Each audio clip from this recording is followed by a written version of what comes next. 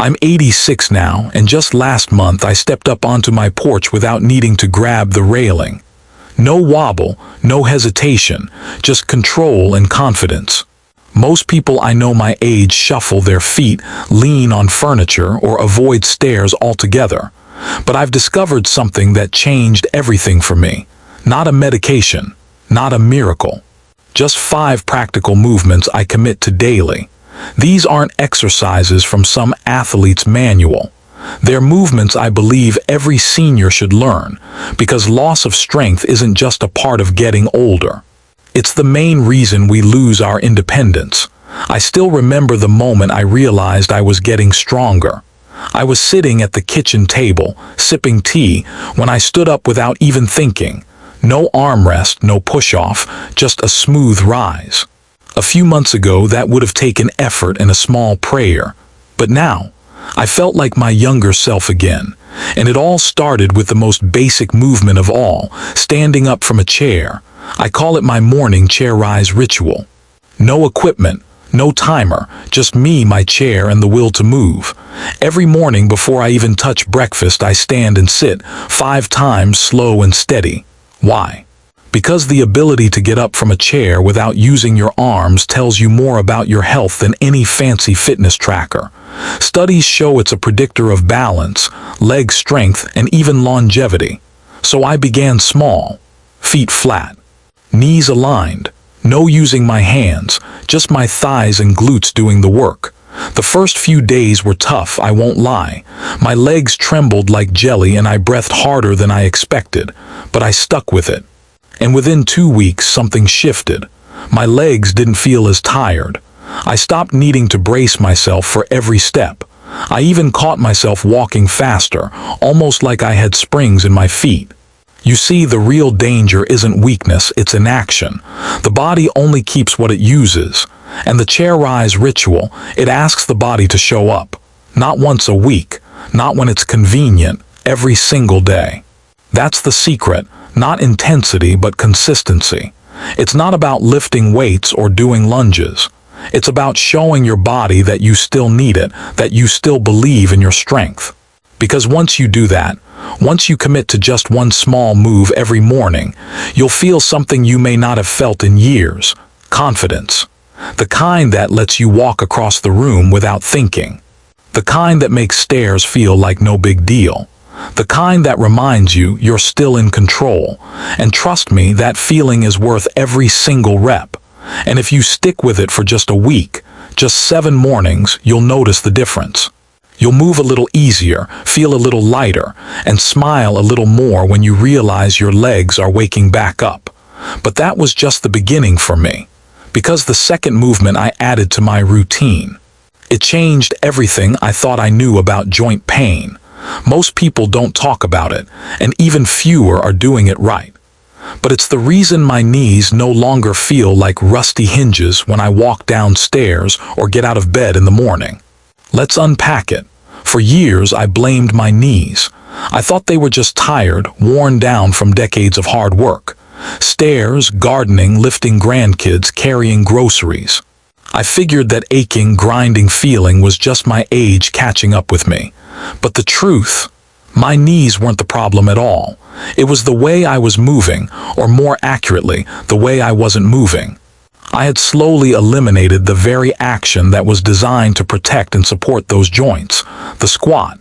You see, after 60, we tend to move more cautiously. We sit gingerly. We avoid bending. We favor our backs or rely on our arms. And over time, the muscles that are supposed to do the heavy lifting, our glutes, our thighs, even our calves, start shutting down from disuse. The result? All that strain shifts directly onto the knees. I learned this the hard way. Every trip down the stairs used to feel like stepping on gravel. My knees would creak, grind, and scream. I tried creams, heat pads, and even those fancy copper sleeves. Nothing really worked until I was introduced to something my physical therapist called the back-supported squat. No machines, no weights, no complicated gear. Just me, a flat wall, and a little space to move. Here's how it works. You stand with your back just a few inches away from the wall. Feet shoulder-width apart. Then you begin to lower yourself slowly, as if you're about to sit into a chair that isn't there, making sure your knees stay behind your toes. Imagine there's a wall in front of your knees, too, one that stops you from leaning forward. At first, I couldn't go very far. My legs wobbled, my heels lifted, my balance felt unsure, but I kept at it. 5 slow reps a day. Then 10. Then I began holding the lowest point for 10 seconds, and you know what? My knees stopped complaining. I didn't need injections or surgery. I didn't overhaul my diet. I just reminded my muscles what they were built to do, and shifted the load off my joints and onto my strength. It's not just me saying this, either. Research from the Journal of Aging and Physical Therapy shows that older adults who perform gentle squatting exercises see up to a 40% reduction in knee pain within a month, and a measurable improvement in lower body function. And the best part, you can do it while waiting for your coffee to brew. This one movement gave me something priceless: trust. I began stepping downstairs without second guessing.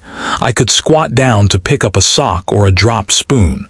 And one afternoon, I even crouched to tie my great-granddaughter's shoe without any pain and without holding onto anything. The body wants to move, but it adapts to what you give it. If you stop bending, it stops supporting you. But the moment that proved everything to me didn't happen in a gym or a therapy session.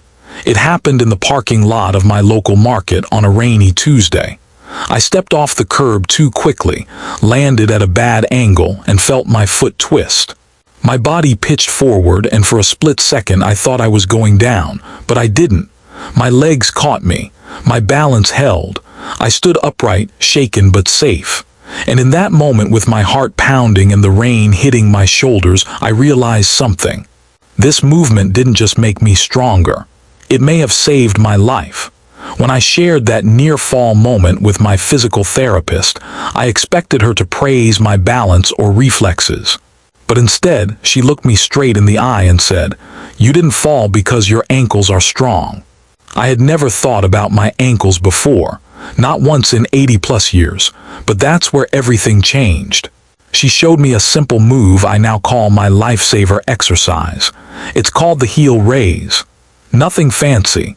Just stand behind a chair, hold it lightly for support, and slowly lift your heels until you're standing on your tiptoes. Then lower back down with control. That's it. But here's the magic. Beneath that basic motion, you're waking up the deep stabilizers that most seniors don't even know they're losing. Yes, you're training your calves. But more importantly, you're reactivating your ankles, your balance sensors, and the tiny muscles that help your body recover when you step on uneven ground or twist unexpectedly. These are your natural shock absorbers. And guess what? Those are the very muscles that weaken first as we age, but they're also the last ones we think to strengthen, until a fall reminds us. A study in the journal Gait and Posture revealed that older adults with strong ankle plantar flexors, activated during heel lifts, had a 43% lower risk of falling over the course of a year. That's not a small statistic.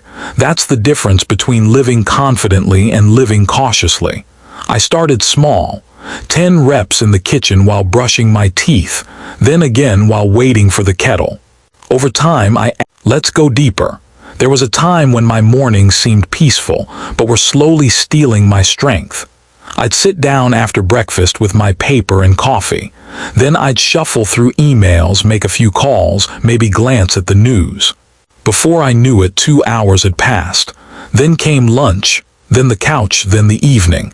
It felt normal. After all, I was retired. Hadn't I earned the right to take it easy?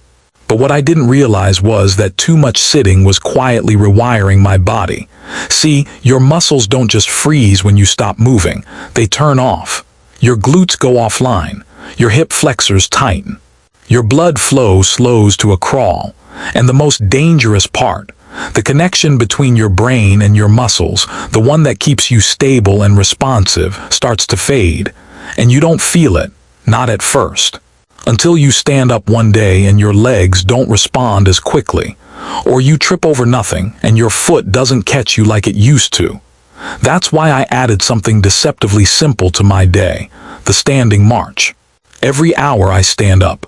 No matter where I am, no matter what I'm doing, I stand tall, lift one knee then the other, slowly, controlled, and if I can, I swing my arms just a bit for balance. It doesn't take strength, it takes intention. But the results, they've been remarkable. It's like flipping a switch inside my body. My muscles wake up, my circulation kicks in, my posture straightens, and I feel alert, grounded, more like myself. A recent study in the Journal of Aging Physiology found that just 2 minutes of light movement every half hour, things like standing marches or walking in place, can improve circulation, sharpen memory, and even reduce fall risk in seniors. You don't need a treadmill, you don't need a routine, you just need movement. After a few days, I noticed I wasn't so stiff getting up from my chair. After a week, I could step sideways without wobbling. My hips felt looser. My steps felt more confident. And all I did was take back a few minutes every hour. It might feel awkward the first time, but it's not about looking graceful. It's about building momentum. Because at our age, momentum is what carries us forward physically and emotionally. So if your legs feel tired or your energy feels low, don't sit and wait for it to change. Stand up. Start marching. Because the next step in staying strong is literally just that, your next step. And we're not finished yet. Because even with strong legs and better balance, there's one critical piece missing, something most people overlook, but it could be the glue that holds everything else together. Let's talk about that next. The fifth and final movement I added to my daily routine isn't about strength or speed. It's not about muscle size or flexibility. It's about connection, and not the kind you see in the mirror.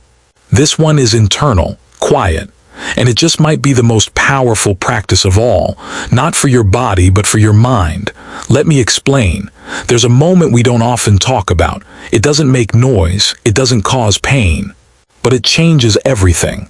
It's that tiny hesitation right before you sit down, not because the chair is too far, not because your legs are too tired, but because you're not sure you'll make it. That flicker of doubt, that pause, that's when the brain begins to second-guess the body. And when that seed of fear takes root, it spreads. Suddenly, you're not walking as fast. You're avoiding stairs. You're reaching for walls. Not because you're weak, but because you're unsure. That's why this final daily movement isn't flashy, but it is life-changing. I call it the balance breath reset. Here's what I do. I stand tall, barefoot if possible. No distractions, just me and the floor beneath me. Then I lift one foot just an inch off the ground. Not high, just enough to shift my balance slightly. I close my eyes, and I breathe, slowly in through the nose, gently out through the mouth. For 10 seconds, I don't try to stay perfectly still. I just listen to the tiny adjustments my ankles make, to the way my core tightens ever so slightly, to the natural sway of my body finding its center. This isn't about balance, it's about reconnection. Because when you reconnect your breath with your movement and your brain with your body, something incredible happens. You rebuild the command center that keeps you steady, safe, and confident. Studies from the Journal of Neurological Health in Aging show that breath-focused balance work can boost proprioception by up to 40% in adults over 65. That's your body's ability to sense its position in space, and it's crucial for preventing falls. But beyond the numbers, here's what really matters. I started trusting my legs again. I trusted them to catch me in the shower, to step over curbs without fear, to carry me through crowded parking lots with confidence. Just 60 seconds every morning. That's all it takes. Because in the end, this final move isn't about perfection, it's about presence. It's about reminding your body that it's still capable, and reminding your mind that it's still in charge. And once that trust is restored, you stop living in hesitation and start walking forward, one confident step at a time. It's not just about stronger legs. It's about restoring something deeper, the connection between breath and movement, between hesitation and confidence, between who you've been and who you're still becoming. These 5 simple movements didn't just rebuild my muscles. They rebuilt my independence. The ability to move through the world without fear, without doubt, without needing a helping hand every time I stood up. But if you're still here, listening, there's one more thing you absolutely need to hear. Because even the best daily habits can be undone by one silent mistake. A mistake most seniors make without even realizing it. You can squat perfectly. You can march and stretch and balance like a pro. But if you're still doing this one common thing every day, something that feels completely normal, it could be draining your strength faster than you can build it. I've seen it happen. Older adults making incredible progress, feeling strong, stable, hopeful, only to fall hard because of this overlooked daily habit. It's not about effort, it's about awareness.